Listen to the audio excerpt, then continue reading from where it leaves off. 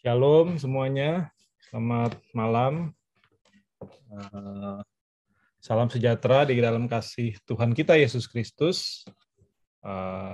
Sebelum kita memulai acara UBI pada malam hari ini, mari sama-sama kita mulai dengan doa sama-sama. Mari kita berdoa. Bapak, kami ucap syukur buat malam hari ini. Kami berdoa Tuhan dalam pelajaran Alkitab pada sesi kali ini Tuhan, kiranya Engkau menuntun, Roh-Mu yang kudus juga mengurapi setiap kami, juga mengurapi Pak Junifrius Gultom khususnya sebagai narasumber Tuhan, agar ia juga mengajarkan segala kebenaran-Mu Tuhan, dan itu menjadi kekuatan buat kami, dan kami juga bisa mengerti, dan kami bisa menjadi pelaku firman Tuhan untuk mengerti kehendak Tuhan dalam hidup kami. Terima kasih Tuhan, dalam nama Yesus kami berdoa. Haleluya. Amin. Shalom. Shalom Pak Junifrius. Shalom. Ya, shalom Pak. Apa kabar? Mantap. Mungkin udah kali yang kesekian di tempat ini, Pak Junifrius membagikan ilmunya kepada setiap kami, pengajarannya. Terima kasih buat Pak Junifrius. Mungkin buat saudara-saudari yang mungkin belum tahu atau baru pertama kali bergabung, kami ucapkan juga selamat datang.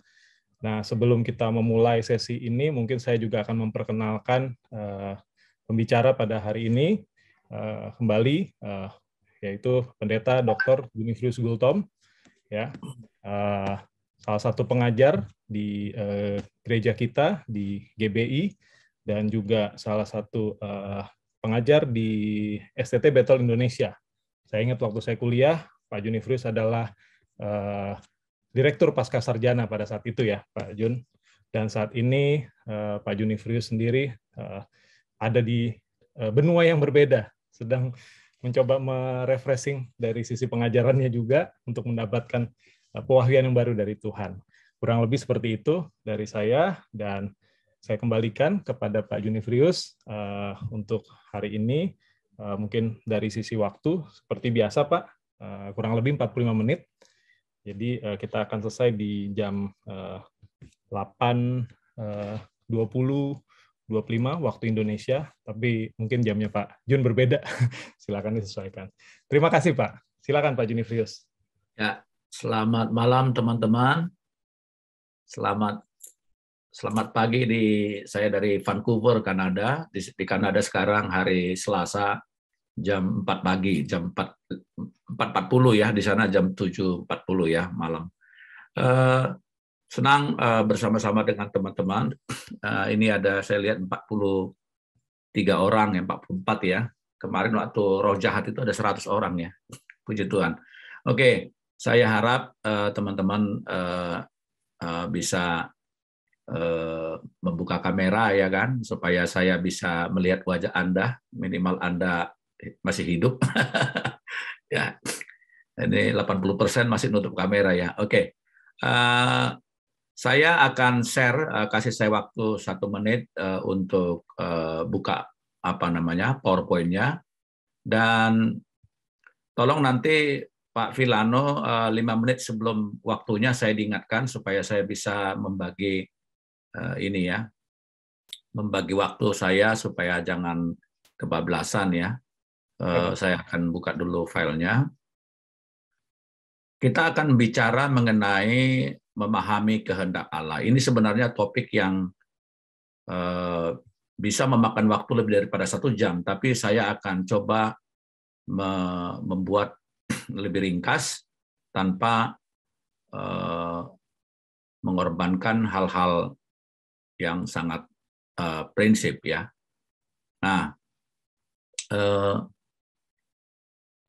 saya percaya bahwa tiap-tiap hari kita diperhadapkan dengan apakah filenya sudah terbuka?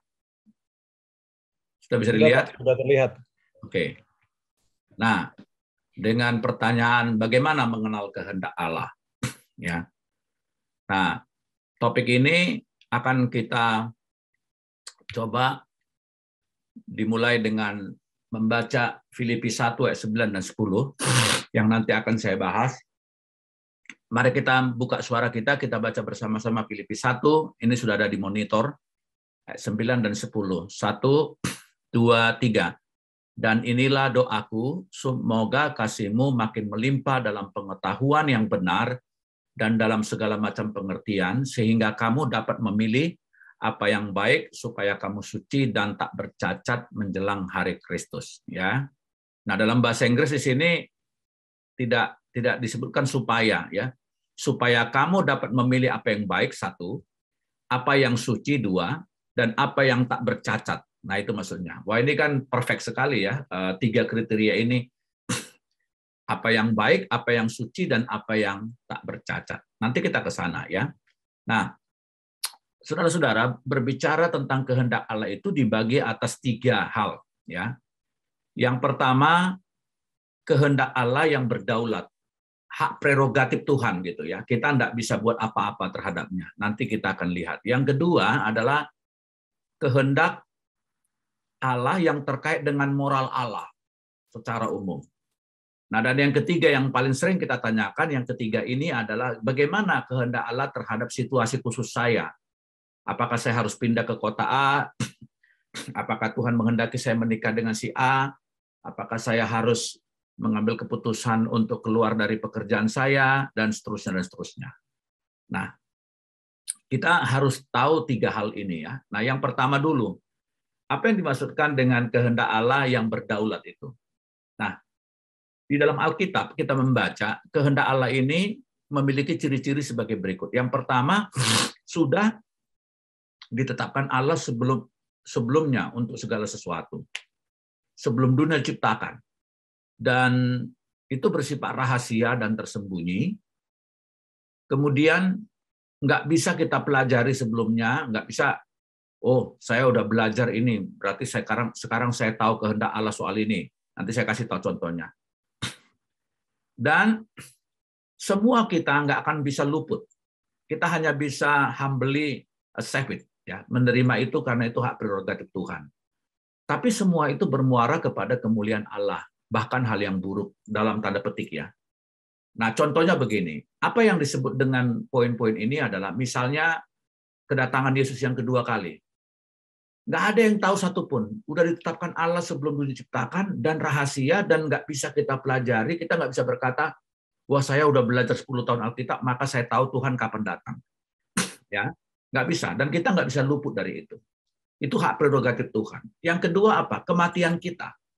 Kematian kita sampai kapan saudara dan saya itu berhenti hidup ini, kita nggak ada yang tahu. Ya, sifatnya rahasia, nggak bisa dipelajari, dan kita nggak bisa luput. Ya, dan ingat ya, kematian seseorang itu bukan karena lebih tua dari kita maka dia duluan mati. Ya, bahkan ada orang yang sudah 80 tahun, ya kita bilang dia udah bau tanah. Kita masih muda, umur 20 tahun, tapi kita bisa duluan mati dari dia. Bukan karena kita lebih miskin maka kita lebih cepat mati, bukan karena kita sakit kanker yang sudah kronis stadium 4 maka duluanlah orang itu mati, ya, enggak. Nah, saya ingat di Petamburan gembala kami Pak Mesak gitu ya. Pak Mesak itu sebelum meninggal dulu kena kanker getah bening ya kalau nggak salah ya. Nah, saat terakhir di ujung kematiannya, gereja sudah mempersiapkan panitia untuk kalau ada apa-apa dengan Om Mesak, siapa menghubungi ambulans, siapa menyiapkan tanah kuburan, siapa menyiapkan iklan ke Kompas misalnya, siapa ini semua sudah diatur. Dan ketua panitia itu adalah teman saya, Pendeta Yohanes Marbun. Sehat walafiat, umur 42 tahun. Saudara tahu, tiba-tiba Pak Yohanes Marbun meninggal dunia. Karena kurang lebih 2 minggu atau 3 minggu sebelum Om itu meninggal. Bayangin, kita nggak duga, sehat orangnya. Tapi yang mempersiapkan kematian malah duluan mati gitu. Nah, inilah yang disebut dengan kedaulatan Allah. Selain kedatangan Tuhan, kematian, apalagi? Kadang-kadang ya, walaupun saya percaya bukan Tuhan penyebabnya, kadang-kadang ada orang-orang yang kita nggak bisa mengerti. Kenapa dia buta sejak lahir? Kenapa ada orang nggak pernah merokok seumur hidupnya kena kanker paru-paru? Kenapa terjadi bencana alam di suatu tempat? Dan banyak hal dalam hidup ini yang kita nggak tahu. Hanya Tuhan yang tahu dalam kedaulatannya. Gitu ya. Nah, sekarang yang kedua, yaitu kehendak Allah yang bersifat moral Allah. Nah, ini adalah kehendaknya yang bersifat normatif yang ada dalam Alkitab. Ya, yang mengajar manusia, kalau kamu lakukan ini, kamu akan hidup dan diberkati. Kalau kamu lakukan ini, kamu akan mengalami bencana, kau akan mengalami penderitaan, artinya kamu akan mengalami kesulitan. Ya, dalam PL itu cuma 2 pilihannya, berkat dan kutuk. Kalau kamu gini, berkat. Kalau kamu gini, kutuk. Ya, nah, dan ini sudah dinyatakan secara sempurna dalam Alkitab. Dan supaya Anda tahu apa-apa saja prinsip-prinsip moral Allah yang normatif, ya Anda harus belajar firman Tuhan, belajar Alkitab. Pelajarilah, karena itu tuntunan Tuhan. Ada begitu banyak di dalam Alkitab. Dan manusia manusia bisa abaikan, ya, dan enggak taat, ya. Misalnya Anda sudah mendengar dalam Alkitab, jangan lakukan ini misalnya, ya, tapi Anda abaikan, bisa aja. Tapi Anda tidak bisa lari dari akibat karena Anda abaikan atau tidak taati firman Tuhan. Dan ini adalah sesuai dengan karakter Allah. Jadi dalam Alkitab ada kehendak Allah yang bersifat normatif, yang sesuai dengan moral Allah. Dia sebagai kasih, dia sebagai adil, dia sebagai yang suci. Gitu. Jadi kalau apapun agamanya orang misalnya, kalau kita zolimi dia, ya, Tuhan akan berperkara dengan kita. Kenapa? Karena Allah nggak suka ketidakadilan. Perlakuan tanpa belas kasihan adalah musuh Allah. Jadi dalam Alkitab itu banyak sekali moralnya Allah, ya, bahwa Dia menghendaki kekudusan, bahwa Dia menghendaki keadilan, Dia menghendaki kebenaran. Jadi setiap orang yang menganiaya kebenaran akan berhadapan dengan Tuhan Allah. Nggak peduli dia Kristen apa tidak. Ya. Setiap orang yang melakukan kejahatan akan mengalami pembalasan dari Tuhan, ya, sebab Tuhan itu kudus, ya. Dan saya akan cepat, ya. Nah, jadi udah jelas. Jadi semakin kita baca firman Allah, semakin kita mengerti di situ termaktub banyak kehendak Allah yang bersifat normatif. Ya, misalnya juga kehendak Allah bagi kita untuk berdoa, kehendak Allah bagi kita untuk memberitakan Injil, kehendak Allah bagi kita untuk mengasihi orang, kehendak Allah bagi kita untuk apa? Untuk bertumbuh di dalam Tuhan, dan seterusnya dan seterusnya.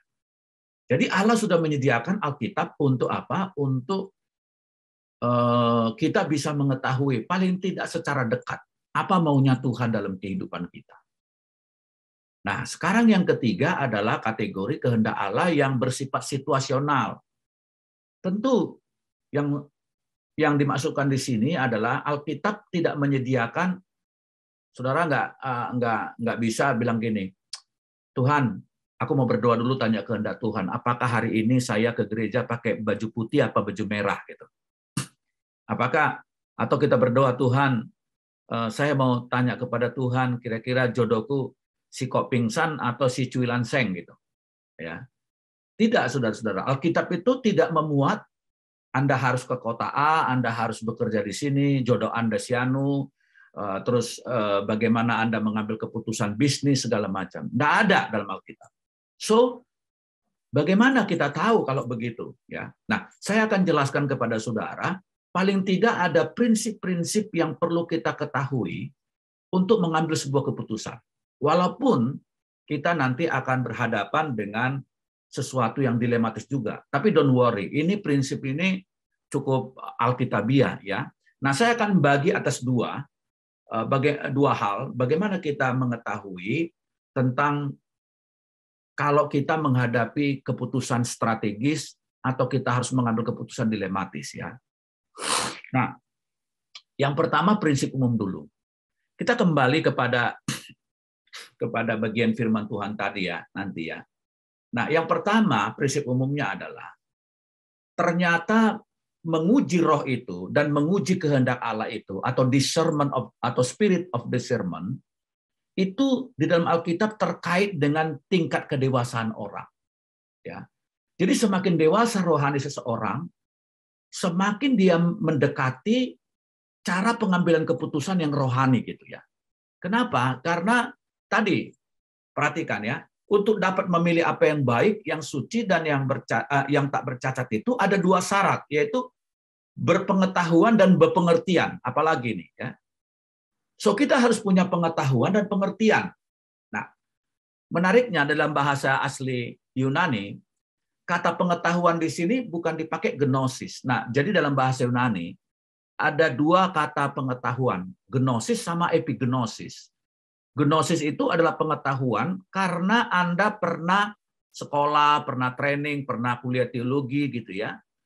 Nah, hebatnya Filipi ini nggak berkata begini, dan inilah doaku semoga kasihmu makin melimpah dalam pengetahuan secara rasio gitu ya, yang kamu dapatkan pernah sekolah teologi atau sekolah akuntansi, sekolah hukum, sekolah bisnis, enggak.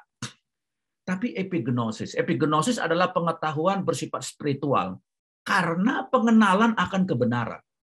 Jadi walaupun dia nenek-nenek cuman tamat SD, nggak pernah belajar teologi gitu ya, tapi kalau dia orang yang rajin membaca firman, dia mempelajari firman kebenaran, lalu dia bergaul karib dengan Tuhan, dia bisa lebih mampu mengambil keputusan lebih dewasa secara rohani ketimbang Juniferius Gultom yang gelarnya 5 secara teologi.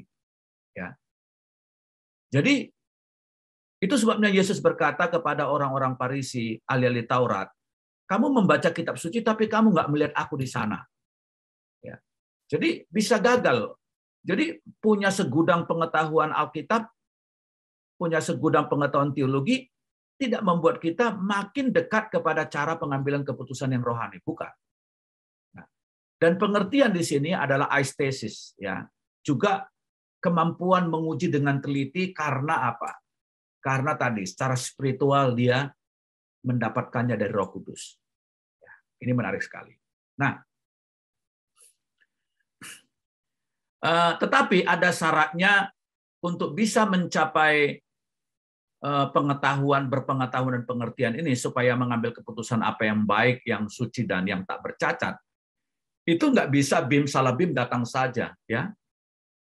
Bagaimana bisa itu terjadi pengetahuan dan pengertian ini? Ibrani pasalnya yang kelima ayat 14 berkata, tetapi makanan keras adalah untuk orang-orang dewasa yang karena memiliki panca indera yang terlatih untuk membedakan apa yang baik dan yang jahat. Jadi kalau orang Kristen itu cuman suka makanan-makanan yang lembek, ya, nggak pernah bertumbuh, dia nggak akan pernah bisa dewasa dan punya pengertian dan pengetahuan epignosis tadi. Makanya jemaat itu, kalau kamu hanya datang ke gereja sekali seminggu, mendengar khotbah 45 menit, that's all, dan kamu nggak punya persekutuan pribadimu dengan Tuhan, nggak pernah membaca firman, nggak pernah pemuritan, nggak pernah seperti ini pendalaman Alkitab, bagaimana kamu bisa bertumbuh untuk menjadi dewasa? Jadi semakin orang itu mau memakan makanan yang keras, artinya prinsip-prinsip kebenaran yang paling mendalam, maka dia akan memiliki panca indera yang makin terlatih, makin sensitif, makin mengerti hatinya Tuhan. Ya, dan itu juga yang kita lakukan sekarang. Ya, saya bersyukur Anda mempertahankan PA ini. Itu adalah cara kita untuk memakan makanan keras, melatih pikiran kita, melatih spiritualitas kita, sehingga panca indera kita makin terlatih untuk membedakan mana kehendak Allah dan mana yang tidak atau yang jahat, ya. Nah, prinsip kedua berikutnya adalah ternyata pengujian kehendak Allah itu di dalam proses dalam ketaatan, ya.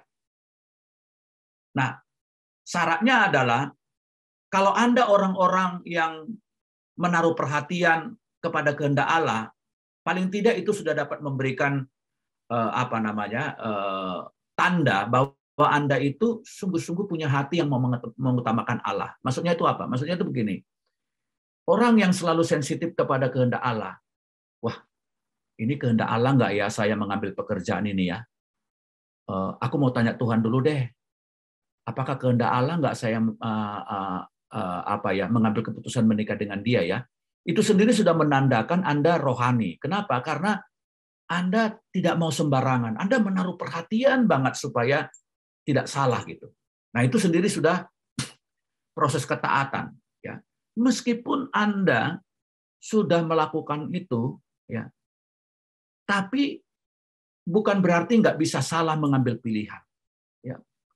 Bisa saja Anda bisa salah di awalnya mengambil pilihan. Tapi kalau orang yang sensitif dan dalam ketaatan kepada Tuhan, tidak berarti lalu Anda sudah disingkirkan dari kehendak Allah yang sempurna. Ya. Dan biasanya malah pilihan yang salah itu bisa menjadi sarana Allah untuk membawa orang Kristen kepada penyesalan yang mendalam dan kerendahan hati. Ya. Jadi bukan berarti kalau poin-poin yang akan saya jelaskan di bawah berikutnya ini terjadi, maka saudara akan tidak bisa mengambil keputusan salah. Namun, tapi masih di dalam, karena Tuhan tahu hati kita yang mau mengutamakan Dia, maka itu masih di-guide oleh Tuhan. Itu masih di dalam pimpinan Tuhan. Ya, nanti akan diarahkan kepada Tuhan. Ya, kesalahan-kesalahan itu nanti akan dibawa Tuhan kepada pengalaman kita untuk lebih humble dan seterusnya. Ya, prinsip umum yang ketiga adalah ini penting sekali. Ya, apa yang dikatakan sikap yang benar itu sangat-sangat diperlukan. Amsal 3 ayat 5-6 berkata, percayalah kepada Tuhan dengan segenap hatimu dan janganlah bersandar kepada pengertianmu sendiri. Akuilah Dia di dalam segala jalanmu dan Dia akan meluruskan jalan-jalanmu. Artinya apa? Kalau kita punya hubungan yang baik dengan Tuhan, we trust Him fully. Ya. Nah, apakah kita memiliki sebuah hubungan yang terpercaya dengan Allah dan mengaku rendah hati bahwa Allah sungguh-sungguh penuh mengendalikan hidup kita? Kadang-kadang kita mau minta Tuhan menolong kita mengambil keputusan, tapi we do not trust Him 100%. Wah, jangan-jangan nanti waktu saya berdoa, Tuhan jadilah kehendak-Mu. Nanti Tuhan kasih yang saya nggak suka. Nah, kita udah curiga dengan Tuhan ya. Seringkali kan kita lebih banyak membawa agenda kita kepada Tuhan dan kita menyetir Dia dan berkata, Tuhan, tolong aku ini. Tapi do we trust Him? Seperti Yesus berkata, bukan kehendakku yang jadi, melainkan kehendak-Mu. Wah, nanti kehendak Bapak itu aku harus via dolorosa dan disalibkan. Aku nggak mau. Ya. Seringkali orang berkata begini, gampang untuk mengecek kehendak Tuhan. Apa itu? Ya kalau mendatangkan damai sejahtera itu berarti dari Tuhan. Itu nggak benar ya, pernyataan itu bisa menyesatkan. Kenapa? Karena seringkali apa yang kita anggap itu mendatangkan damai sejahtera bagi daging kita loh. Nah ingat dalam Alkitab, ya seringkali kehendak Allah itu justru nggak enak. Musa itu waktu disuruh Tuhan pimpin bangsa yang keluar dari Mesir. Aku nggak pintar bicara Tuhan, ada Harun, aku gagap. Terus nanti apa yang aku akan omongin nanti bagaimana jadi ditolak. Yesaya juga menolak, Yeremia juga menolak. Ya, banyak kehendak Allah itu waktu pertama kali datang kepada kita seringkali nggak enak. Jadi jangan mengatakan tandanya adalah kalau itu mendatangkan damai sejahtera. Damai sejahtera menurut siapa? Seringkali damai sejahtera itu karena itu menyenangkan daging kita. Ya.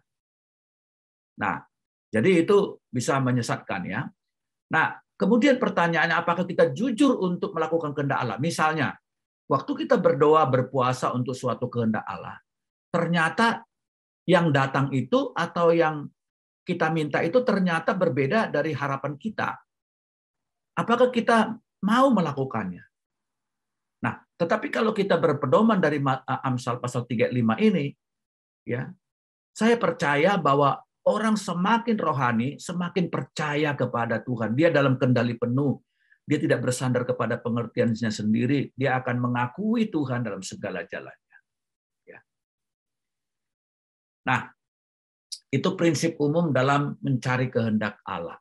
Nah, sekarang dalam case-case tertentu, ya, saya akan memberikan pada saudara kiat-kiat tuntunan praktisnya. Kalau tadi itu adalah badan utamanya mengenai pencarian kehendak Allah tadi ya, ada 3. Yang pertama tadi perlu bertumbuh dengan makanan keras. Yang kedua bahwa kehendak Allah itu tidak dapat dikaitkan dengan proses ketaatan, dan yang ketiga adalah apakah do we trust him fully 100%, ya. Bahkan kalau kita mengalami penderitaan, we trust him, ya, bahwa dia tidak jahat, dia tidak bisa dipersalahkan untuk keadaan kita yang menyakitkan sekalipun. Because what? Because we trust him. Ya. Nah, sekarang tuntunan praktisnya untuk mencari kehendak Allah adalah sebagai berikut. Maaf saya kalau cepat-cepat karena nanti waktu saya bisa saya bagi. Nah, meskipun Tuhan tidak memberitahu apa bisnis Anda, siapa jodoh Anda, apakah Anda harus meninggalkan kota ini, apakah Anda harus menyekolahkan anak Anda di mana, apakah Anda harus bercerai atau tidak, apakah Anda harus menerima siapa.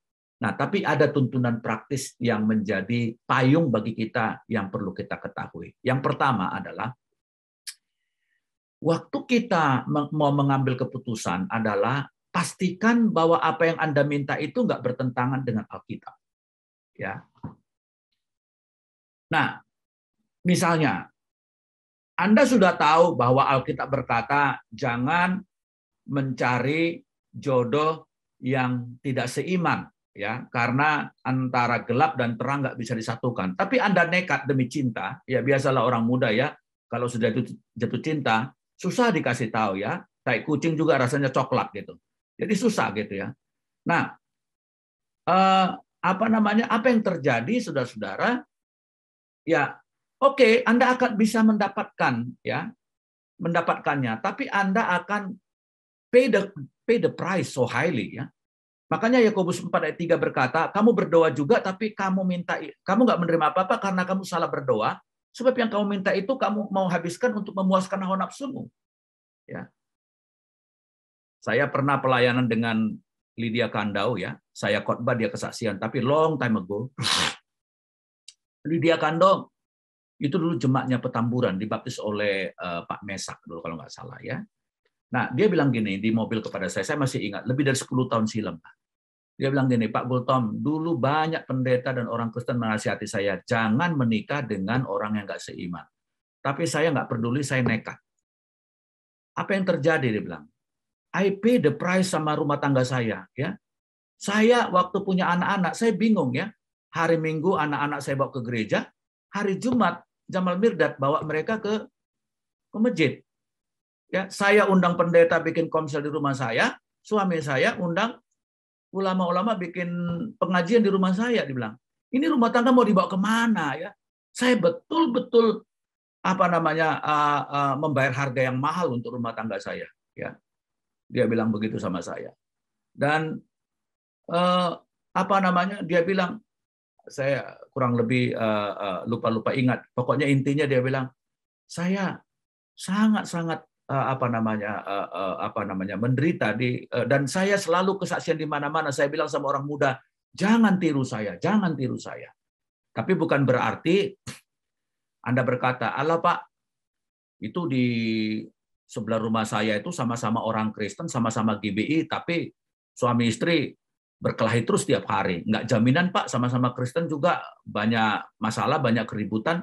Betul, saya juga tidak berarti berkata, kalau Anda memilih jodoh yang sama-sama Kristen, habis perkara. Enggak.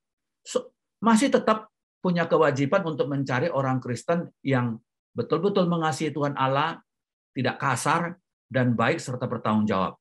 Saya tidak mengatakan hanya orang Kristen yang baik tentunya, ya.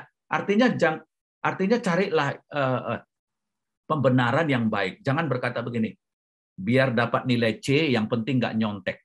Itu nggak ideal. Yang ideal itu adalah biar dapat nilai A, yang penting nggak nyontek. Nah, itu maksudnya. Jadi Kristen, tapi memang harus Kristen yang baik gitu loh. Ya, jadi itu. Kenapa dulu bangsa Israel itu jatuh kepada dosa ini ketika mereka menolak teokrasi, kami mau pemerintahan monarki. Mereka paksa dan akhirnya Tuhan izinkan mereka memilih Saul. Saul pada waktu awal-awal nice guy. Ya, orang yang nice, orang yang baik. Tapi itulah awal dari kehancuran orang Israel karena mereka tanda petik membuang Tuhan. Mereka nggak mau diperintah oleh Tuhan dan mereka mau diperintah oleh raja manusia. Dan kemudian itulah pertama sekali monarki terjadi di Israel. Jadi kalau kita meminta sesuatu, pastikan ini bertentangan nggak dengan firman Tuhan? Ya, walau kamu udah nganggur 10 tahun, 5 tahun gitu. Kalau ada orang menawarkan pekerjaanmu, tapi pekerjaanmu itu sungguh-sungguh adalah sesuatu yang jahat, mau nggak kamu kerja? Oh mau, saya udah lama nganggur. Gajinya gede loh. Saya mau gaji 20 juta per bulan. Apa itu? Tukang pukul. Ya, debt collector. Ya. Jadi nanti kalau kamu itu kerja, orang nggak mau bayar utang, pukulin sampai bonyok gitu. Nah, kita udah pasti menolak itu. Ya. Kenapa? Karena itu Tuhan nggak kehendaki walaupun gajinya besar. Ya. Nyata-nyata itu nggak Tuhan kehendaki. Jadi itu harus dipastikan. Tuntunan yang kedua adalah pastikan bahwa apa yang Anda minta atau pertimbangkan itu, tanyakan, apakah ini, is this helping me to grow? Apakah ini menolong aku bertumbuh secara rohani? Apakah ini baik bagi keluargaku? Kenapa poin yang kedua ini penting? Karena mencari kehendak Allah itu kadang-kadang bukan soal baik atau buruk. Bukan soal dosa atau tidak dosa. Tapi kadang-kadang ada yang perlu kita, kelihatannya itu adalah sesuatu yang tidak terkena dengan masalah dosa, tapi itu nggak menolong kita bertumbuh. Hobi-hobi kita yang tidak menolong kita bertumbuh. Dan ya ini contoh ini ya, saya akan katakan ini, contoh ini, tapi ya nanti terserah kepada Anda penilaian Anda. Misalnya gini, saya itu nggak bisa terima suami istri yang karena pekerjaan begitu jarang ketemu. Ya. Nah, jadi kita ini, Paulus mengatakan, hendaklah suami istri jangan terlalu lama berjauhan. Kenapa? Karena dua hal. Yang pertama, bahaya dosa seksual yang nanti bisa salah, gitu. Dan yang kedua, karena supaya kamu dapat berdoa, kata Paulus dalam Korintus. Jadi pertimbangkanlah kalau Anda ditawarkan pekerjaan yang membuat Anda jauh dari keluarga. Ya. Saudara, saya punya adik ipar yang suami istri berjauhan, satu di Kalimantan, satu di Sumatera Utara. Ya. Alasannya karena anaknya sekolah di sana kurang bagus sekolahnya atau apa nggak ngerti. Tapi saya udah pernah ingatkan, nggak baik rumah tangga kalian ini ya, berjauhan ya. Yang ketemunya setahun cuma 2 kali atau setahun sekali gitu ya, atau paling banyak 3 kali 1 tahun. Saya bilang ini nggak sehat secara keluarga ya. Mintalah Tuhan supaya menolong kalian supaya tidak bisa berjauhan gitu. Jadi saudara-saudara, ada orang yang menikah dengan pelaut yang setahun cuma pulang sekali setahun gitu, atau setahun 2 kali ya. Bagi saya ini hubungan nggak sehat gitu. Jadi jangan ambil keputusan-keputusan yang nggak menolong kita bertumbuh baik secara keluarga maupun secara rohani gitu ya. Ada banyak kadang-kadang saudara-saudaraku pekerjaan-pekerjaan kita yang malah menjauhkan kita dari gereja ya. Dulu bisa bisa kumpul sama keluarga gitu ya. Tapi karena kesibukan pekerjaan, ke gereja pun jarang ya. Ya, komsel jarang karena sekarang sudah lembur-lembur gitu ya. Nah, ini pergumulan serius Saudara. Itu nggak membuat kita bertumbuh ya, malah jauh dari Tuhan gitu ya. Ada seorang pendeta yang bilang sama saya, dia bersaksi, "Walah Pak, dulu suami saya ini orang nggak punya apa-apa. Dia istrinya orang yang kaya raya, menikah dengan pria yang ya sederhana. Saya nggak berkata miskin ya, sederhana gitu. Lalu mertuanya sekolahkan dia di Amerika sampai MBA, pulang beberapa perusahaan dikasih sama menantunya ini untuk dipimpin. Tapi makin lama rusak ini orang, ya. Udah nggak pernah ke gereja, nggak pernah peduli kebenaran, makin rusak. Lalu istrinya datang kepada pendeta, teman saya pendeta ini. Ini teman saya yang kesaksian. Pak, doakan Pak supaya suami saya bangkrut. Loh, bayangkan saudaraku disuruh doa supaya bangkrut. Kenapa? Dia bilang, dia makin kacau, dia udah main-main perempuan sekarang, nggak pernah peduli kepada kebenaran, nggak pernah peduli dengan keluarga. Dia kaya raya sekarang sehingga dia sembrono, nggak seperti dulu mengasihi keluarga, ya memperhatikan gereja dan segala macam. Dia saya minta doa deh supaya dibikin Tuhan bangkrut lagi, dia bangkrut supaya miskin, supaya cari Tuhan. Gitu, saudara-saudara ya. Wah, itu kan ngeri kalau kita berdoa begitu kan, kalau didengar Tuhan doa kita gimana kan? Nah, yang ketiga adalah dalam mencari kehendak Allah, diskusikan alternatif yang Anda sudah pikirkan kepada orang yang senior.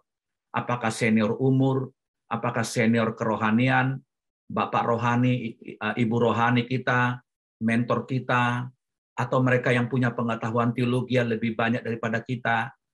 Kenapa? Karena ayat-ayat ini mengindikasikan, Efesus 4 ayat 11 sampai 16 misalnya, Allah memberikan hamba-hamba Tuhan di gereja itu supaya kamu jangan terombang-ambing oleh rupa-rupa angin pengajaran yang sesat, dan kamu bertumbuh ke arah Kristus yang adalah kepala.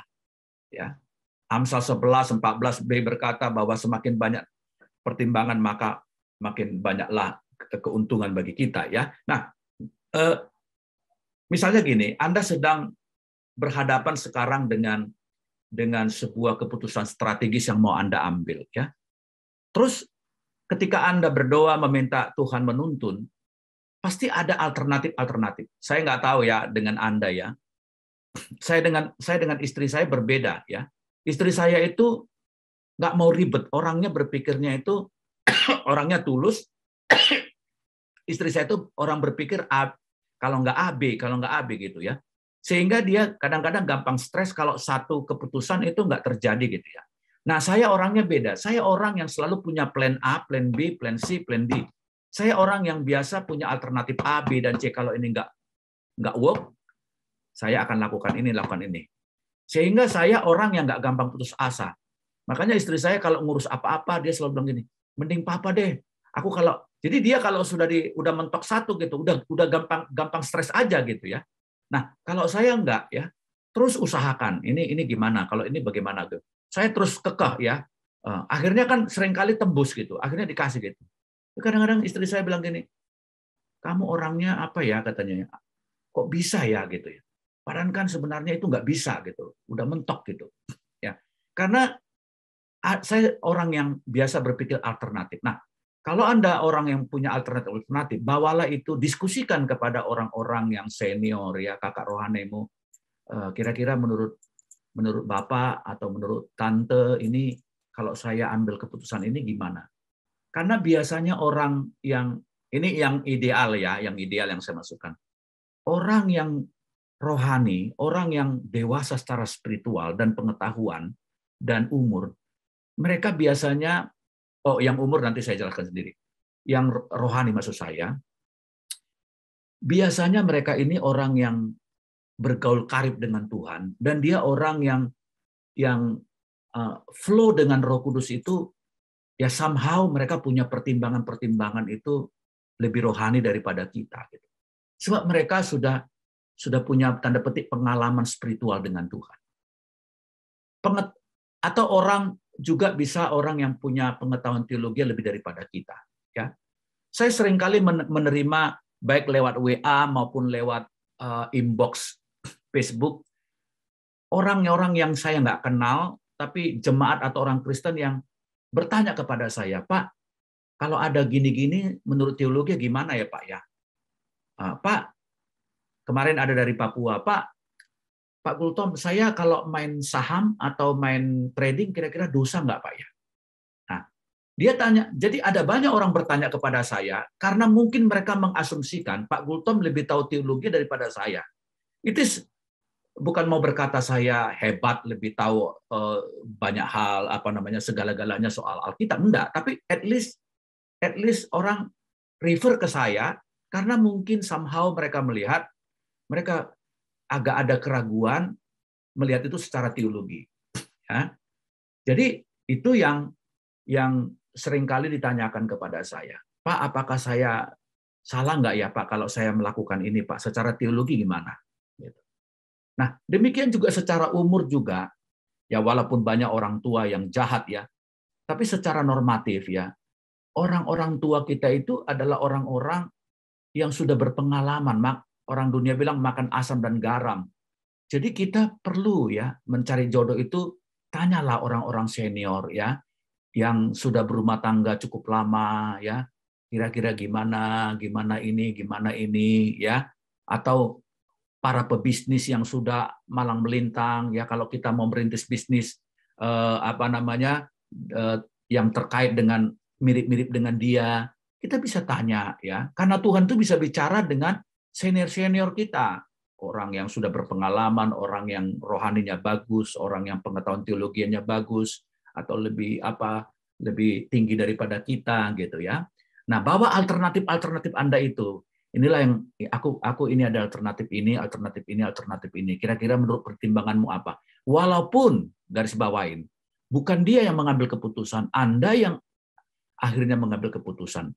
Tapi hikmat collective wisdom yang semacam itu at least bisa menolong kita untuk mempermudah kita mengambil keputusan, ya. So jangan take yourself, ya, jangan ambil bagi dirimu untuk suatu masalah, ya.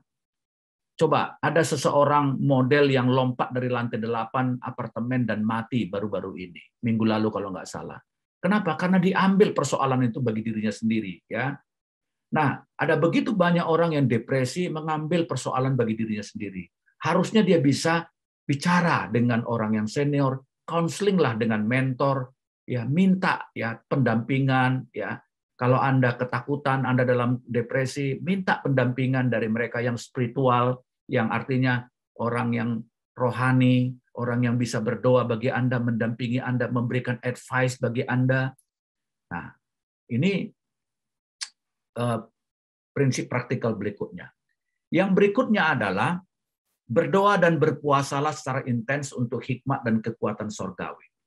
Mungkin Anda mengatakan ini terlalu normatif. Anda mungkin berkata begini, ya udah pastilah Pak Gultom, masa saya kalau ada masalah nggak berdoa, gitu.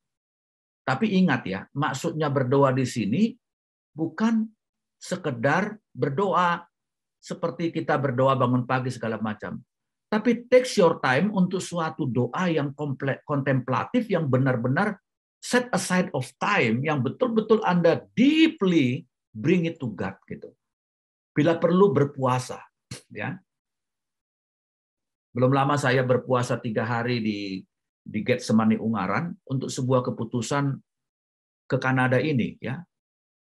Tuhan, karena ini saya harus bawa keluarga saya ke sini, yang 2-3 minggu lagi mereka akan datang, karena kemarin terlambat visanya, lebih dulu saya urus. Nah, itu nggak gampang, saudara. Bagaimana nanti keuangan kami di sini, ya kan? Karena kontrakan di sini mahal, biaya hidup mahal di Kanada, ya. Saya tidak punya tabungan yang cukup. Bagaimana nanti saya di sana, bagaimana pelayanan saya di Indonesia, bagaimana saya mengajar di STB dan segala macam pertimbangan, itu nggak gampang. Nah, saya mengambil waktu berdoa, mengambil waktu berpuasa, bertanya kepada Tuhan. Dan saya mengatakan, Tuhan, kalau ini bukan kehendak-Mu seperti Yesus di Getsemani, persulit kami ini, Tuhan, ya. Bila perlu pisahnya jangan keluar, ya.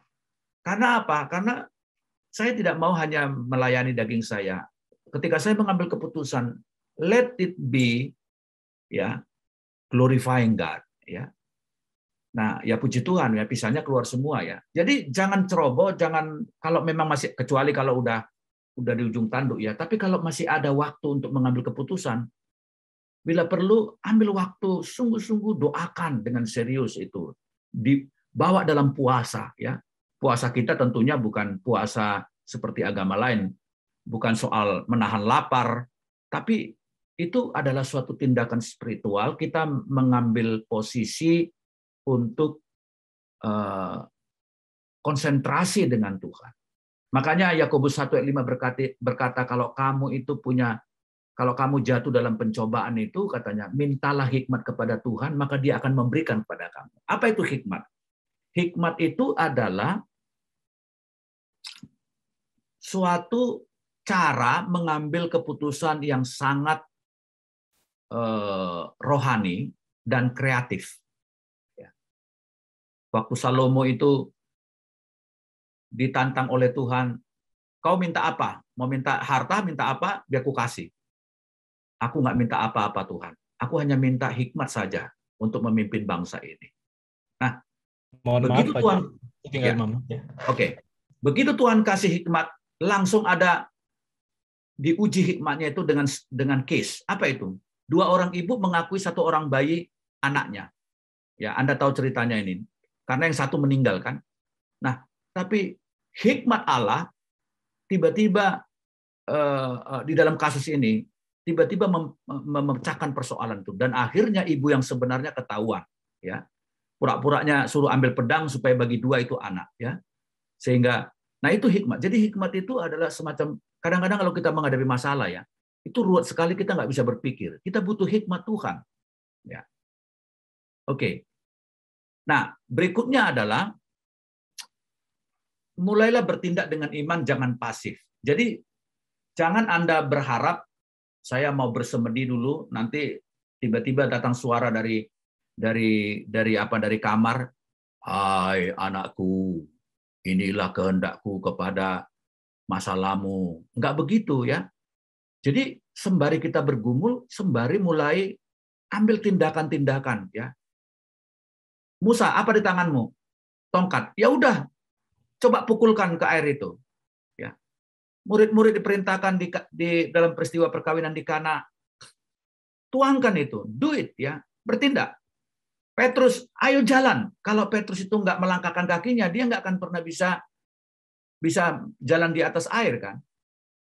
Nah, walaupun akhirnya dia tenggelam itu karena soal lain, ya, tapi dia takes step of faith, gitu. Ya. Kadang-kadang ada orang bilang gini, "Pak, gimana aku bisa sekolah di luar negeri kayak Pak Gultom, ya, gitu. Saya nggak punya uang, saya nggak punya ini segala macam." Loh, kamu harus ambil tindakan iman, ya, mulai bertindak, cari informasi, isi formulir, ambil TOEFL. Nah, orang yang mengambil keputusan dan langkah gitu akan melihat mujizat Tuhan. Nggak bisa cuman diam-diam aja gitu, nggak bisa, ya. Kalau berbisnis, ya mulai cari informasi soal bisnis itu sambil bergumul, ya, ambil tindakan-tindakan itu. Ya. Nah, ini saya skip aja karena waktunya nggak ada, ya. Ini hanya ilustrasi saja. Yang terakhir, kesimpulan saya adalah memahami kehendak Allah itu bisa dibilang sulit, bisa dibilang gampang. Sulit bagi orang yang tidak mempercayai Allah dan yang dari awalnya tidak mau bertumbuh dalam ketaatan untuk melakukan kehendak Allah. Ya. Nah, ini ada seorang teolog besar abad ke-20 bernama Reinhold Niebuhr. Doanya ini sangat famous, ya. Ini saya terjemahkan dari Google. Maksud saya bukan terjemahan Google, ya, bukan Google Translate, tapi di Google doanya dalam bahasa Inggris, ya. Saya ambil, nah saya terjemahkan. Nah, doanya ini adalah doa yang sangat agung di dalam hal mencari kehendak Allah. Dia berkata begini, "Tuhan berikan saya apa? Pertama, kedamaian dan ketenangan untuk hal-hal yang tidak bisa saya ubah." Ya. Ini kalau kita nggak bisa ubah, mengakui hal-hal terjadi oleh kedaulatan Allah. Saudara, waktu anak saya divonis kanker otak dan hanya bertahan 5 bulan dan meninggal dunia, ya. Jadi anak gadis saya itu kalau hidup sekarang umurnya 24 tahun, ya, 24 tahun, ya. 23 jalan 24, ya. Tapi pada umur 9 tahun dia kena kanker gitu. Aku nggak tahu sama sekali apa yang mau saya katakan kepada Tuhan. Ya. Nggak terima di awal-awal, tapi lama-lama, "Tuhan, I surrender all kepadamu." Ada hal yang saya nggak bisa robah gitu. Ya, aku nggak mampu membuat dia untuk sembuh gitu, ya. Tapi kemudian aku switch doaku. Aku berkata, "Tuhan, beri aku ketenangan dan kedamaian untuk menerima hal yang aku nggak bisa robah ini." Ya, itu kedaulatanmu. Saya nggak tahu mengapa dia sakit. Ya, nanti kalau saya udah ketemu dengan Tuhan di sorga, mungkin saya akan tanya, why? Kita punya banyak pertanyaan why dalam dunia ini. Why this? Yang jujur kita nggak tahu jawabannya gitu, ya. So dia berdoa, kalau itu terjadi atas hidup saya, beri aku kedamaian dan ketenangan untuk hal yang nggak bisa saya rubah. Ya. Seperti Paulus mengatakan di Korintus, dia menghadapi ini, tapi dia tidak putus asa, tidak kehabisan akal, tidak ini, ya, jatuh tapi tidak sampai tergeletak, ya. Jadi sukacita itu dan damai sejahtera itu tidak bisa disingkirkan oleh penderitaan dan tantangan. Ya. Nah, Tetapi yang kedua dia minta, Tuhan berikanlah aku ketenangan. Pertama, berilah aku ketenangan atau kedamaian untuk hal-hal yang tidak bisa saya rubah. Keberanian untuk merubah hal-hal yang bisa saya lakukan. Ini adalah kehendak bebas manusia. Artinya ada hal-hal yang kita dalam hidup ini bisa merubahnya, gitu. Cuman kadang-kadang kita butuh keberanian dari Tuhan, ya. Jadi, nah itu doanya. Dan yang ketiga, berilah aku kebijaksanaan untuk mengetahui perbedaannya. Nah, jadi inilah doa yang contoh doa yang sangat agung dari Reinhard Niebuhr, ya.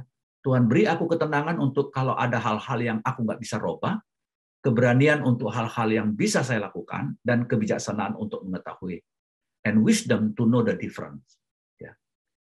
Nah, pada akhirnya 1 menit lagi ya. Apa yang dikatakan oleh pemazmur 25:5, bawalah aku berjalan dalam kebenaran-Mu, ajarlah aku sebab Engkau Allah yang menyelamatkan aku, Engkau laku nanti-nantikan sepanjang hari. Jadi saya mau garis bawahi bahwa pengalaman kita bersama dengan Tuhan akan memampukan kita mengambil keputusan-keputusan yang berkenan kepada Tuhan. Terima kasih dan Tuhan memberkati kita. Saya kembalikan kepada hamba-Nya. Haleluya. Terima kasih Pak Junifrius buat pengajarannya. Jadi memang untuk memahami kehendak Allah itu juga pertama kita harus tahu ya, basicnya bahwa ada kehendak Allah yang berdaulat, ada kehendak moral Allah, dan kehendak Allah bagi situasi yang khusus, ya. Terus tadi juga Pak Jun juga sampaikan ya bahwa untuk memahami kehendak Allah juga diperlukan discernment ya Pak ya. Yaitu kepekaan dan kemampuan untuk bisa membedakan. Nah, untuk biar kita bisa punya discernment ini ya perlu dilatih juga gitu. Nah, melatih ini juga kita perlu makanan keras, jadi harus penuh firman ya Pak ya, gitu. Jadi terus yang menarik tadi salah satu yang tadi Pak Jun bilang bahwa tanda kehendak Tuhan itu patokannya ternyata nggak cuma yang enak-enak, yaitu yang damai sejahtera, yang berkat-berkat gitu ya. Karena kadang itu juga ternyata bisa menyesatkan kita kalau itu ternyata untuk kepentingan daging kita. Gitu. Jadi puji Tuhan, setelah ini kita akan masuk ke sesi tanya jawab buat saudara-saudari yang juga ada pertanyaan bisa di chat di kolom ini. Saya akan segera mulai Pak Junifrius untuk pertanyaan yang pertama. Oh, udah ada beberapa pertanyaan nih Pak. Oke, jadi pertanyaan pertama. Apakah kehendak Allah itu berlawanan dengan kehendak bebas yang Allah berikan pada orang percaya? Nah, jika semua yang kita lakukan harus mengikuti kehendak Allah, lantas di manakah letak kehendak bebas kita dalam memilih? Silakan Pak Jun. Bisa iya, bisa tidak. Jadi tadi saya kan sudah jelaskan, Tuhan juga memberi kepada kita kebebasannya. Misalnya, tadi orang Israel juga dia punya kebebasan untuk memilih raja kan. Jadi artinya tidak selalu kehendak bebas kita itu menyalahi kehendak Allah. Ya, saya kira tetap kita mengatakan Tuhan itu baik dalam segala hikmatnya. Artinya tadi kan makanya saya juga kan sudah mengatakan tadi, kamu harus menyiapkan alternatif, kamu harus lakukan ini, harus bertindak, mengambil langkah segala macam. Itu artinya kan ada ruang bagi kita untuk melakukan ini dan itu ya. Tapi tadi saya hanya mau menekankan guidelines-nya secara umum bagi situasi-situasi kita. Tentu masih tersisa pertanyaan-pertanyaan kita yang kadang-kadang dalam kebingungan mengambil keputusan. Tidak apa-apa. Saya percaya kalau hati kita tadi mempercayai Tuhan, trust Him fully, dan kita mengambil tindakan-tindakan kita berdasarkan kehendak bebas kita, ya itu pun ya kalau kita membawanya dalam doa, ya sungguh-sungguh memikirkan apakah ini menolong aku bertumbuh apa tidak, apakah ini berlawanan, apakah ini sesuatu yang mengandung dosa segala macam.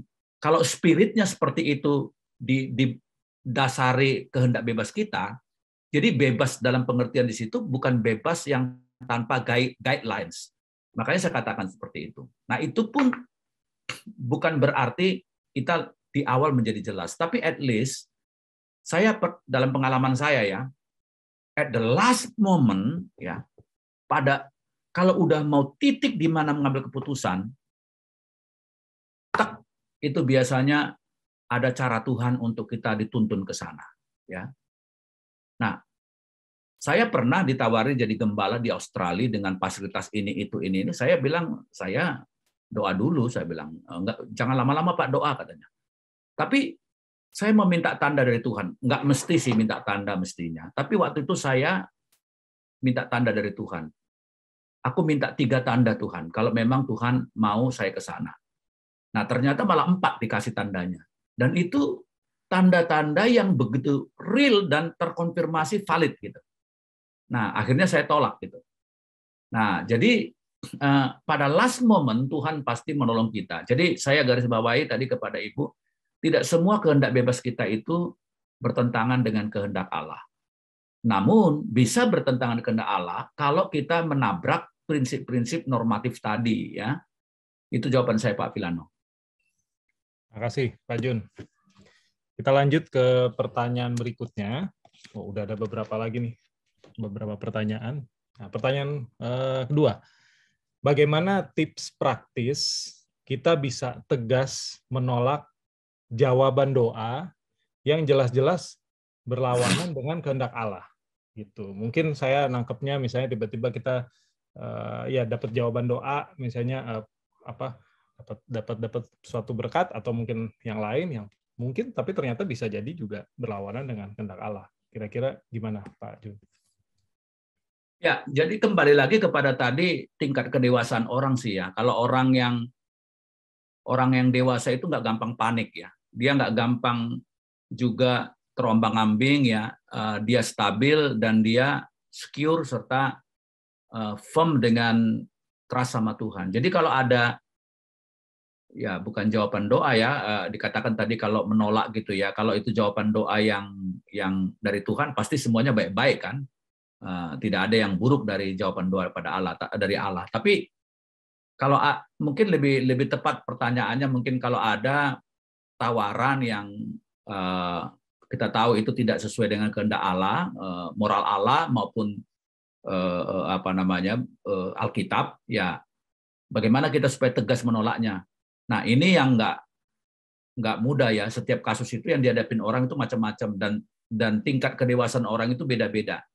Orang yang dewasa rohaninya akan terlatih panca inderanya untuk mengatakan, aduh enggak deh, ini walaupun ini menggiurkan tawarannya, tapi kalau saya harus menyuap beberapa pejabat, enggak deh, gitu. Ya, ada orang yang bisa berbisnis tanpa harus menyuap pejabat bisa gitu. Tapi orang yang punya excuse, everybody does ya, semua orang melakukan kok gitu, nggak apa-apa lah gini. Ada juga orang seperti itu kan. Jadi itu semua berpulang kepada tingkat kerohan spiritualitas seseorang ya, sejauh mana tingkat kedewasaannya. Semakin kita dewasa bertumbuh dalam proses ketaatan kepada Tuhan, semakin mendekati prinsip begini. Nah, ini penting. Apa yang disukai oleh Tuhan menjadi kesukaan kita, dan apa yang dibenci oleh Allah menjadi kebencian kita. Ya, sekarang kita masih banyak bolong-bolongnya, blind spot kita masih ada. Apa yang disukai oleh Tuhan kita benci, dan apa yang dibenci oleh Allah kita sukai. Masih ada hal-hal begitu dalam hidup kita. Begitu Pak Filano. Oke, terima kasih Pak Jun. Lanjut ke pertanyaan selanjutnya. Nah, ini menarik, Pak.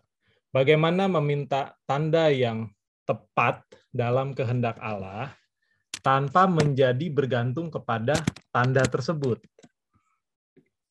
Silakan, Pak.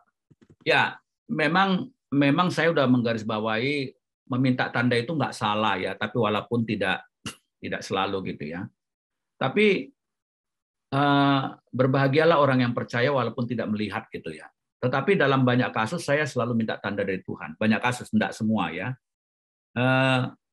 Tidak bergantung kepada tanda itu menurut saya harusnya bergantung, karena kita kan berharap tanda dari Tuhan. Nah, kalau Tuhan sudah kasih tanda-tandanya tapi kita tidak percaya ya bagaimana gitu ya. Ya. Saya jadi ingat waktu saya, ini sedikit aja ya, mungkin 1 menit saya kesaksian lah. Saya waktu itu mau kuliah di Korea Selatan ya, 12 tahun silam itu ya. saya minta tanda dari Tuhan ya, 3 tanda begitu. Dan Tuhan kasih tanda-tanda itu ya. Salah satu tanda itu adalah, gimana ya Tuhan, ini keluarga mau saya bawa ini, pisahnya siapa yang menjamin? Nggak ada yang menjamin ya, susah menjamin itu ya. Harus punya rekening bank sekian-sekian ya, lalu kemudian di mana nanti mereka tinggal segala macam itu ya. Sementara yang dapat beasiswa cuma saya sendiri ya. Gimana itu? Gimana caranya Tuhan gitu? Nah, Anda percaya nggak percaya? Saya bilang sama Tuhan, Tuhan, mending saya nggak berangkat daripada ninggalkan keluarga. Bagi saya nggak sehat ninggal keluarga di Indonesia. Saudara percaya tidak percaya? Waktu saya belanja di food hall kalau nggak salah namanya itu dulu di Mall Lipo Karawaci. Saya lagi dorong kereta belanjaan. Kereta belanjaan saya itu tabrakan dengan kereta belanja orang Korea yang udah lama tinggal di Indonesia. Tabrakan begitu. Lalu kami ngobrol, tabrakan pelan tapi. Lalu terus kenalan gitu. Terus saya ngomong sama dia, saya mau ke Korea loh, begini. Tapi saya punya persoalan gini. Apa dia bilang? Semua paspor keluargamu kasih saya yang akan urus. Dan amazing ya, keluar semua visa keluarga saya waktu itu. Nah, jadi itu salah satu dari 3 tanda yang saya minta dari Tuhan. Jadi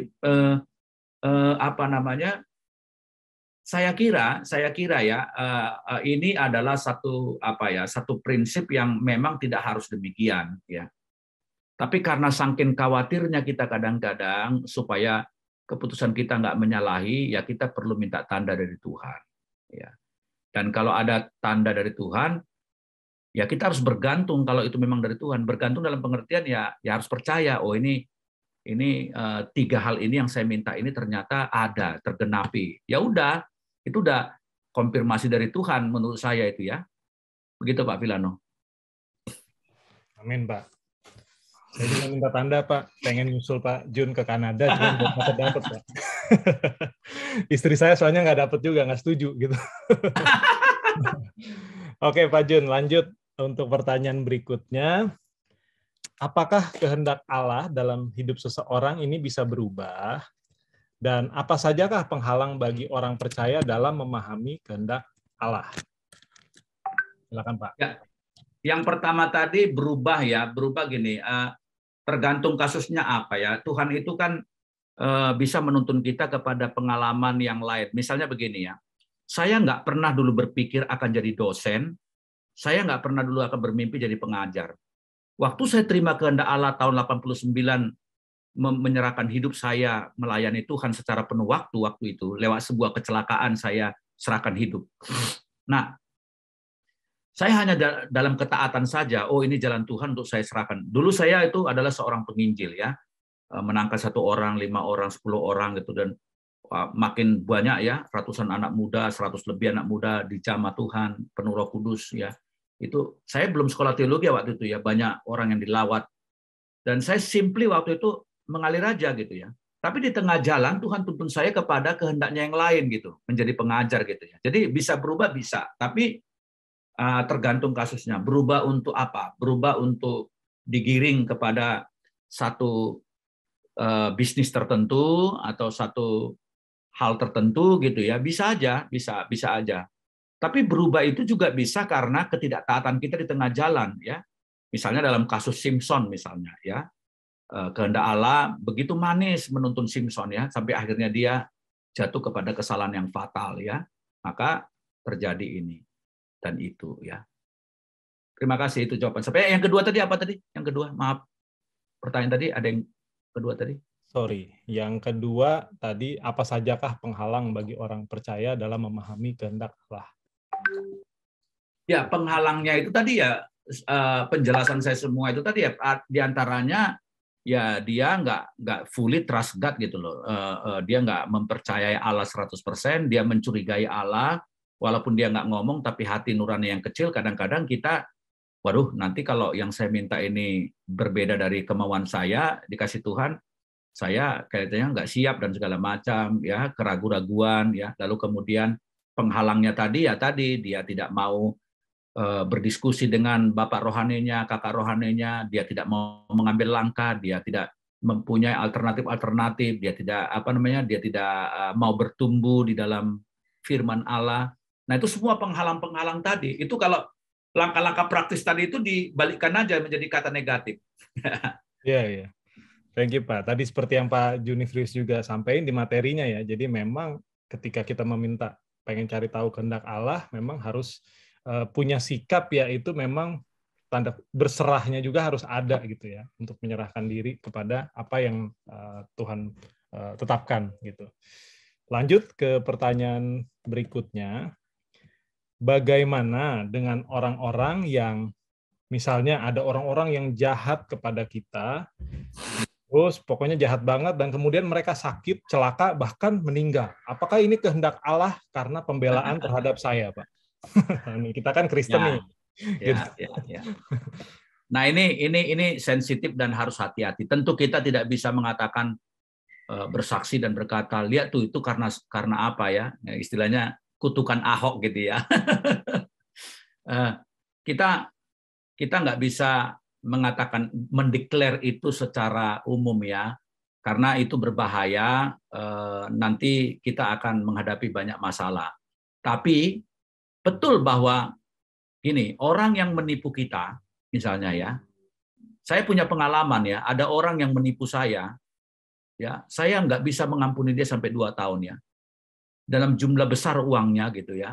Bagi saya besar ya, mungkin bagi saudara itu nothing ya, tapi bagi saya itu besar ya. Zaman itu ya 15-17 tahun ya, saya ditipu kurang lebih kira-kira 150 juta lah. Itu cuman itu duit saya gitu. Saya ditipu lah kurang lebih sejumlah itulah gitu ya. Nggak bisa. Setiap saya berdoa, muka orang itu nongol di muka saya dan saya marah besar gitu ya. Tapi saya bilang sama Tuhan, Tuhan, kalau saya pikirin terus masalah ini, saya nggak punya damai sejahtera. So I release forgiveness ya. Saya rilis pengampunan dan saya udah nggak peduli lagi dengan itu gitu. Tapi saya dengar kabar orang itu ternyata bukan hanya menipu saya, ternyata dia banyak nipu orang dan dia lari ke Papua, ya. Ada tukang pasir ditipunya sekian puluh juta nggak dibayar, ada ngambil motor beberapa biji kredit nggak dibayar, dia pergi kartu kredit banyak dijebol, banyak ditipunya orang, pinjam uang sana sini. Nah, akhirnya saya dengar orang itu mengalami apa ya, banyak penderitaan dan kecelakaan ya. Dia pernah jatuh sampai masuk ICU dan segala macam. Nah, saya nggak bisa declare itu mengatakan ini pasti gara-gara nipu saya, nipu orang lain seperti ini di mimbar dan menyebutkan nama. Saya nggak berani. Tapi, nah ini saya menjawab sekarang. Tapi saya garis bawain ini ya. Tapi pada saat yang sama, apa iya Tuhan itu tinggal diam kalau ada orang yang suka nipu-nipu di mana-mana? Apa Tuhan itu nggak jewer orang gitu loh? Ya, pasti gitu. Jadi satu sisi kita nggak boleh juga vulgar untuk menyebut nama orang, lalu mengklaim bahwa itu adalah karena jolim sama saya gitu. Tapi di sisi lain, Alkitab selalu menuliskan orang-orang yang menjahati orang lain gitu, menipu dan apa segala macam itu akan menuai apa yang dia lakukan gitu. Itu jawaban saya Pak Pilano. Thank Udah you, pasti. Pak. Lanjut Pak, pertanyaan berikutnya, masih ada beberapa pertanyaan. Ini pertanyaannya. Saya sadar bahwa saya mungkin sudah keluar dari kehendak Allah yang sempurna. Dan bagaimana saya tahu bahwa Tuhan masih memberikan kesempatan bahwa saya bisa kembali ke kehendak Allah yang sempurna atau tidak? Bagaimana tahu? Ya, Alkitab cukup bagi kita untuk mengetahui bahwa Allah kita Allah yang maha mengampuni ya. Bagi saya itu tidak ada kesalahan yang paling, tidak ada dosa dan kesalahan yang paling serius dari apa yang dilakukan Petrus kepada Yesus, yaitu mengkhianati Yesus 3 kali. Tapi lihat bagaimana dia pada hari Pentakosta dia menjadi hamba Tuhan yang powerful, berkhotbah 3.000 orang bertobat gitu. Tuhan mengampuni Petrus, bahkan memakai dia dengan luar biasa. Jadi kita bukan punya Allah yang monster yang mengunci. Artinya kalau sekali kita berbuat salah, kemudian dia kunci, selamanya kita tidak akan diperdulikan lagi. Enggak. Jadi yang paling penting adalah gini, kalau nasi sudah jadi bubur ya, kita merasa bahwa itu keputusan kita yang sangat fatal, berdosa dulu, ya sudah, bawa diri kepada Tuhan dan berjanji, Tuhan saya mau bertumbuh mengenal Engkau. Dan seperti saya katakan tadi, bahwa orang yang punya kerendahan hati, dan doa yang tulus kepada Tuhan, meminta pimpinan Tuhan, ya tidak adalah yang ditolak oleh Tuhan ya. Jadi kita semua termasuk saya pernah mengambil keputusan yang fatal dan salah ya. Tetapi semuanya itu indah. Tuhan merancangkan kebaikan bagi kita. So baca dalam Alkitab bahwa Allah kita adalah Allah yang tidak mengunci ya. Jadi selama kita hidup selalu ada anugerahnya, selalu ada pengampunannya, dan selalu ada kemauan Tuhan untuk mengangkat anak-anaknya kembali ya. Apalagi kalau kita adalah orang Kristen yang mengasihi Tuhan Allah dan firman-Nya, kita masih ada dalam lingkaran rencana Tuhan. Sehingga seperti anak-anak kita kalau berbuat salah, walaupun mereka melakukan sesuatu yang fatal ya, anak saya pernah menjebol kartu kredit saya, diam-diam dia beli game-game berbayar gitu ya. Saya bisa 2-3 kali dia melakukan itu, ganti kartu kredit lagi dijebol begitu ya. Nggak tahu bagaimana cara dia dapat nomornya itu. Nah, saya kecewa, marah gitu. Tapi apapun dia anak saya kan, nggak mungkin saya gebukin sampai babak belur lalu kemudian mengusir dia dari rumah, enggak ya. So God love you ya, dan dia mau kita grow kepada kehendaknya. Gitu Pak. Oke, Pak Jun. Terima kasih buat jawabannya. Masih ada beberapa pertanyaan, sedikit lagi. Pertanyaan berikutnya adalah, ini terkait dengan rencana Allah. Jika tandanya bukan saja damai sejahtera yang jadi landasan, dan jika ada beberapa pilihan, bagaimana kita memahami mana jalannya Allah? Ya mungkin tadi Pak Jun udah sempat singgung juga ya, tapi mungkin bisa ditambahkan Pak. Terima kasih. Ya, at the last saya sudah mengatakan pada di ujung yang paling kritikal sudah harus kita ambil keputusan. Do it, ya, do it. Yang penting spiritnya adalah tadi dasari dengan doa, bila perlu kalau memang saudara punya waktu bawa dalam puasa, kemudian cek ya. Ini menolong saya bertumbuh ndak, ini menyalahi firman Tuhan ndak, dan seterusnya itu ya. Saya percaya satu hal dalam pengalaman hidup saya, at the last moment yang paling kritikal, keputusan kita itu nggak usah kita ragukan, kita dalam bimbingan Tuhan gitu ya. Even kalaupun itu sesuatu yang salah misalnya ya, tetap di dalam guide-nya Tuhan ya. Indah pokoknya saya tidak percaya the spirit of fear ada ya, roh ketakutan atau roh keraguan-raguan enggak ya. Kadang-kadang kan kita nggak sabar aja ya, Tuhan ini udah tanggal sekian Tuhan, tinggal 3 hari lagi gitu. Tapi bagi Tuhan itu jangankan 3 hari, 1 detik pun adalah waktunya. Ingat ya, waktu murid-murid datang kepada Maria di pesta Kana, tolong dong ngomong sama anakmu supaya ini pesta udah kacau kalau ini anggur udah habis. Apa dibilang Yesus? Jawab Yesus, it is not my time. Tapi buktinya Tuhan lakukan juga. Waktu dia bicara it is not my time itu adalah memang belum waktunya. Tapi berapa menit kemudian, itu mungkin waktunya Tuhan. Lalu disuruhlah menuang air itu. Jadi timingnya Tuhan itu pasti ada. Anda pasti pernah mendengar ungkapan tidak terlalu cepat dan tidak pernah terlambat keputusan Tuhan. Ya, jadi firm kita. Kalau kita trust sama Tuhan 100%, kita punya hubungan yang baik dengan Tuhan dan firman-Nya, kita sudah membawa dalam doa yang cukup, do it ya. Apa yang at the last critical moment ada saja semacam klik hikmat Tuhan. Oh, saya harus ambil keputusan ini gitu. Jadi itu pengalaman saya ya, Pak Villano ya. Tentu nanti dalam kasus per kasus kita akan lihat lagi karena every case is unique ya. Oke Pak, yang ini menarik Pak pertanyaannya. Ya. Itu Pak Elias tadi angkat tangan mau bertanya tadi, sudah ya? Oh, udah. Oh sudah, oke. Oke. Nah melanjutkan pertanyaannya Pak. Tadi Pak Junifrius sempat kutip dari Reynold Neighbor ya Pak ya, yang tadi terkait doa apa yang statementnya Neighbor, berikan saya kedamaian atau ketenangan terkait hal-hal yang tidak dapat saya ubah. Ya. Nah, pertanyaannya untuk orang yang punya ketertarikan misalnya pada sesama jenis, apakah itu termasuk, Pak? Terima kasih. Udah beda lagi. Maksudnya ketenangan untuk hidup sama dia gitu, sama sesama jenis gitu. Maksudnya gimana? Aku nggak ngerti nih. Enggak lah, enggak ke sana lah ya. Bukan itu maksudnya. Tapi maksudnya gini, ada banyak hal dalam hidup ini kita nggak bisa mengerti. Kenapa begini? Why? Misterius. Kenapa ini begini ya? Dan we can do nothing to change it ini dalam hidup ini ya. Nah, itulah yang kita perlu minta kedamaian dan ketenangan. Saudara, seorang teolog besar Indonesia yang sudah meninggal beberapa tahun lalu, pendeta yang luar biasa. Saya sangat senang baca buku-bukunya. Kalau Anda pergi ke BPK Gunung Mulia, bukunya bestseller dan banyak sekali. Namanya Eka Dharma Putra. Ya. Dia mengalami kanker hati 25 tahun. Dia mengalami kanker hati dan pada ujung terakhir di hidupnya, doanya bilang begini, Tuhan, kalau memang ini adalah memang sudah terakhir kali aku hidup, saya hanya minta dua, Tuhan. Yang pertama, supaya aku jangan dalam kesakitan. Dan yang kedua, berikan sikap penerimaan yang sangat tulus dan menerima secara kedaulatan Allah kepada keluargaku, supaya mereka tidak bersedih terlalu dalam dan mereka bisa menerima ini sebagai kehendak Allah.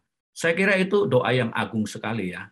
Jadi kalau memang si Raffi Zakarias juga berdoa waktu dia sebelum meninggal, dia berkata begini, kalau memang waktunya Tuhan sudah singkat bagi saya untuk hidup ini, I praise the Lord for that. Ya, kenapa? It means berarti aku akan bertemu dengan juru selamatku yang agung, kekasih jiwaku, kurang lebih seperti itu ya.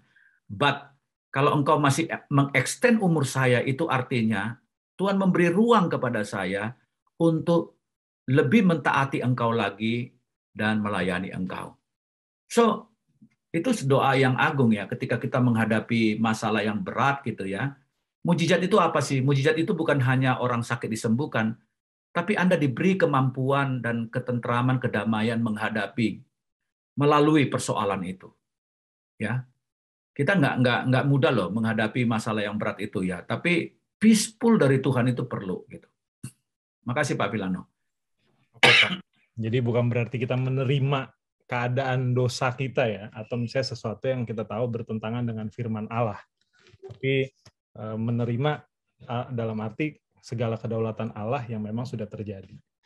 Oke, terima kasih Pak Junifrius Gultom buat hari ini pengajarannya. Kita banyak sekali, banyak pertanyaan yang dijawab, kurang lebih 8-9 pertanyaan. Pasti semuanya puas gitu. Silakan saya lanjutkan ke Pastor Heri. Silakan Pak. Sebentar, Pak Filano. Oh ya. Saya ada satu closing statement ya. Oh ya, boleh Pak. Sorry Pak, masih di mute. Saya hanya mau mengatakan begini. Jadi orang yang sungguh-sungguh di dalam Tuhan, hidup dalam Tuhan, ya, mengutamakan apa hatinya Tuhan, ya, penuh dengan kerendahan hati, itu dia banyak ditolong oleh Tuhan untuk mengambil keputusan yang ilahi. Ya, terima kasih, Tuhan berkati. Amin. Silakan Pak Heri. Ya, luar biasa. Ya, thank you so much, Pak Junifrius Gultom. Meskipun jauh-jauh, ya, tetap setia membantu setiap kita untuk bertumbuh. Ya, hari ini kita betul-betul padat belajar banyak sekali tentang memahami kehendak Allah. Ya, tentunya modal awalnya semua intimacy, tapi tadi dikatakan itu pun akan jadi sulit kalau kita tidak fully trust in Him, tidak betul-betul percaya Dia, dan tidak mau bertindak di dalam jalan ketaatan.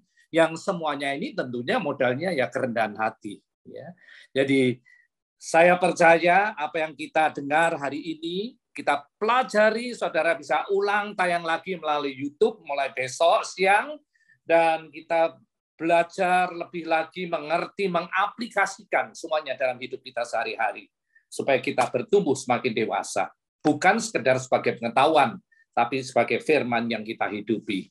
Ya, saya percaya apa yang kita dengar hari ini akan menjadi satu terobosan untuk setiap kita bertumbuh, karena kita makin memahami kehendak Allah dalam hidup kita pribadi lepas pribadi.